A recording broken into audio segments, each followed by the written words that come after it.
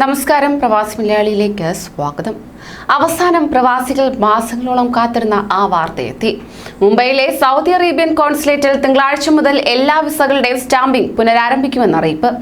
രാജ്യത്തെ റിക്രൂട്ടിംഗ് കമ്പനികൾക്ക് അയച്ച സർക്കുലറിലാണ് കോൺസുലേറ്റ് ഇക്കാര്യം അറിയിച്ചിരിക്കുന്നത്. കോവിഡ് സാഹചര്യം കണക്കിലെടുത്ത് കോൺസുലേറ്റിന്റെ പ്രവർത്തന രീതികളും വിസ നടപടികളും സർക്കുലറിൽ വിവരിക്കുകയും ചെയ്തിട്ടുണ്ട്.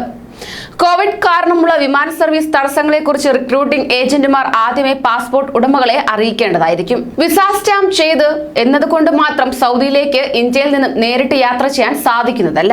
നിലവിൽ ഇന്ത്യയിൽ നിന്നും സൗദിയിലേക്ക് യാത്ര ചെയ്യാനുള്ള എല്ലാ നടപടികളും മാർഗനിർദ്ദേശങ്ങളും പുതിയ വിസക്കാരും പാലിക്കേണ്ടതായിരിക്കും.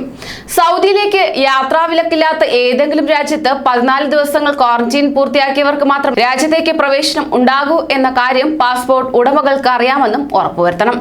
ഇതുകൂടാതെ ഏതെങ്കിലും കാരണത്താൽ സൗദിയിലേക്ക് പ്രവേശനം നിഷേധിച്ചാൽ അതിന് കോൺസുലേറ്റ് ഉത്തരവാദിയായിരിക്കില്ലെന്ന് സർക്കുലറിൽ വ്യക്തമാക്കുന്നുണ്ട്. എന്നാൽ ആരോഗ്യ പ്രവർത്തകർക്കും അവരുടെ കുടുംബാംഗങ്ങൾക്കും നിലവിലുള്ള യാത്രായിളവുകൾ ഈ ഗണത്തിലുള്ള പുതിയ വിസക്കാർക്കും ബാധകമാകുന്നതാണ്. അവർക്ക് വിസ സ്റ്റാമ്പ് ചെയ്താൽ നേരിട്ട് ഇന്ത്യയിൽ നിന്നും സൗദിയിൽ പ്രവേശിക്കാൻ സാധിക്കും. ഇതിന് നിലവിൽ സ്വീകരിച്ചു വരുന്ന എല്ലാ മാർഗനിർദ്ദേശങ്ങളും റിക്രൂട്ടിംഗ് ഏജന്റുമാർ പൂർത്തിയാക്കിയിരിക്കണം. ഏജന്റുമാരുടെ ലൈസൻസോ പെർമിറ്റോ കാലാവധി കഴിഞ്ഞിട്ടുണ്ടെങ്കിൽ അവ വേഗത്തിൽ പുതുക്കൽ നടപടികൾ പൂർത്തിയാക്കിയിരിക്കണം. കോൺസുലേറ്റ് കെട്ടിടത്തിന്റെ താഴെ നിലവിലുള്ള പ്രവേശന കവാടത്തിൽ രാവിലെ 9 മുതൽ 10 വരെ മാത്രമേ പാസ്പോർട്ടുകൾ സ്വീകരിക്കുകയുള്ളൂ.